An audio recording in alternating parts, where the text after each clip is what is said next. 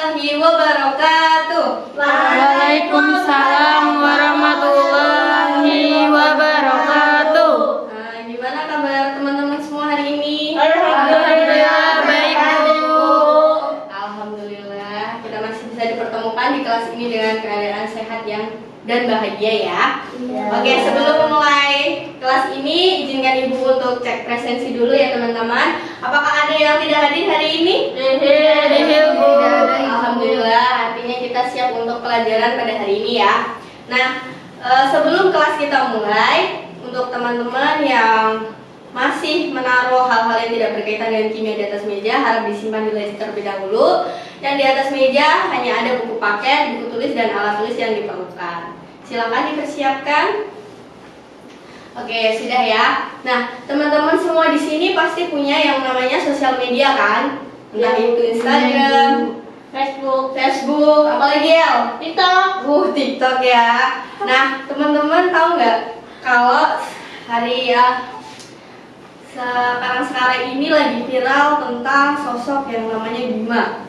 Iya, itu meriah Lampung. Nah, tahu kan? Pasti kalian ngikutin beritanya kan? Nah, menurut kalian apa sih pendapat kalian tentang tindakan Bima ini? Sangat berani, Bu. Wah, berani. Ya, terus apa lagi? Sangat berani.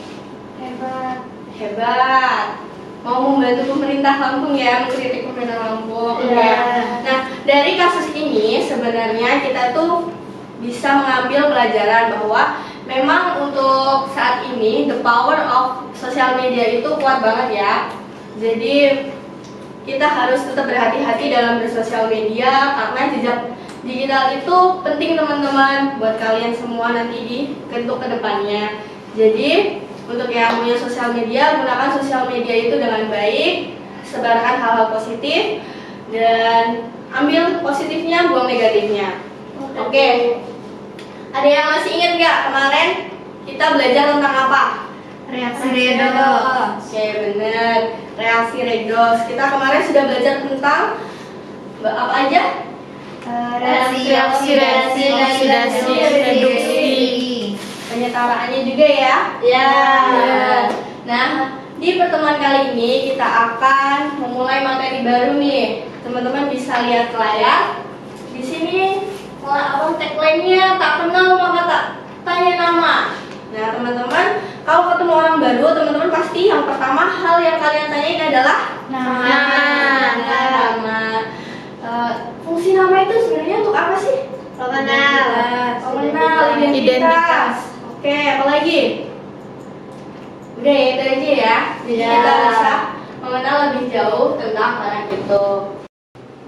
Dan di sini Ibu punya 2 gambar ya teman-teman. Bisa tolong bantu sebutin nggak ada gambar apa aja di situ? Deterjen. Oke, terus sama apa lagi? Desinfektan.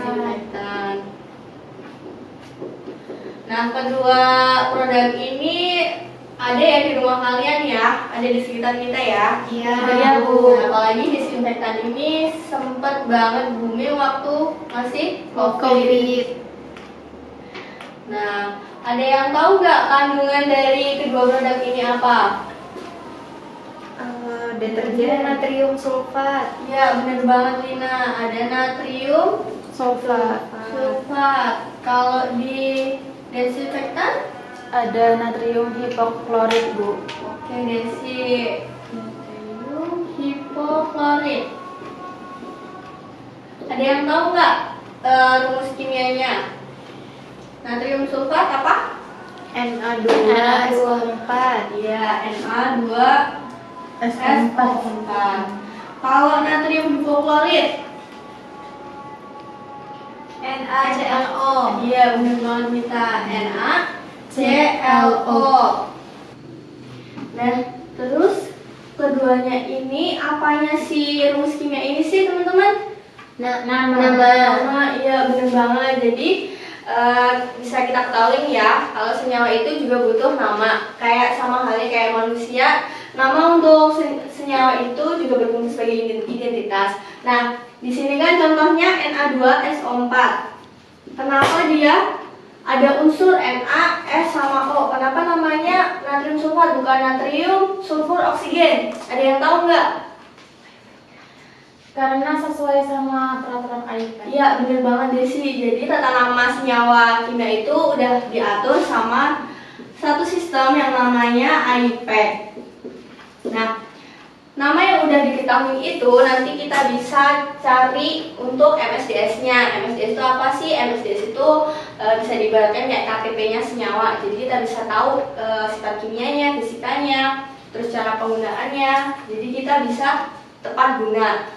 Nah, kalau teman-teman besok mau jadi pengusaha kimia atau kimiawan, teman-teman perlu banget tahu yang namanya tata nama senyawa kimia agar dalam teman-teman menjalankan tugas tersebut, teman-teman bisa menggunakan senyawa itu sesuai dengan kegunaannya. Nah, di sini kita akan belajar tentang senyawa, tata nama senyawa poliatomik.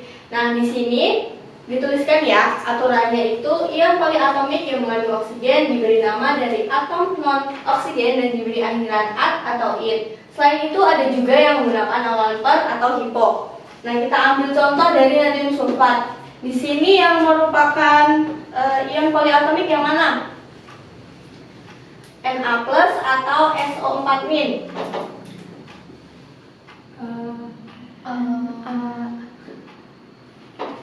SO4-. Iya, benar banget Nina. SO4-nya ini adalah ion poliatomik. Dan kenapa bisa dinamai natrium sulfat?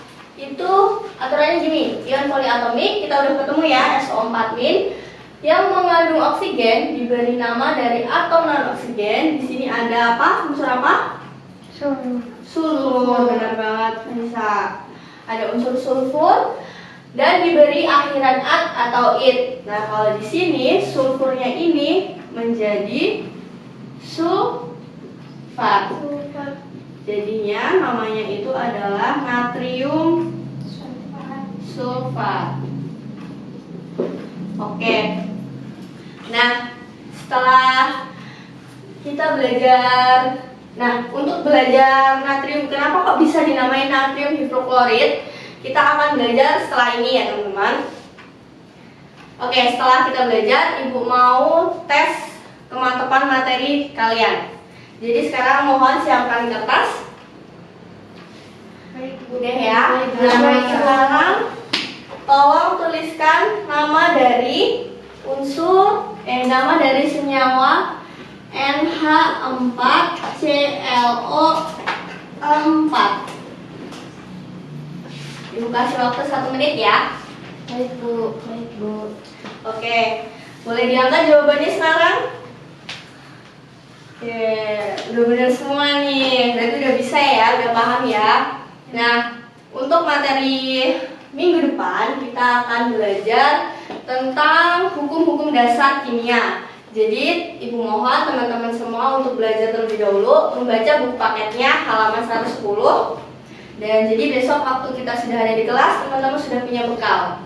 Nah, sekian dari Ibu. Mohon maaf apabila ada kurang perkataannya. Wassalamualaikum warahmatullahi wabarakatuh. Waalaikumsalam warahmatullahi wabarakatuh.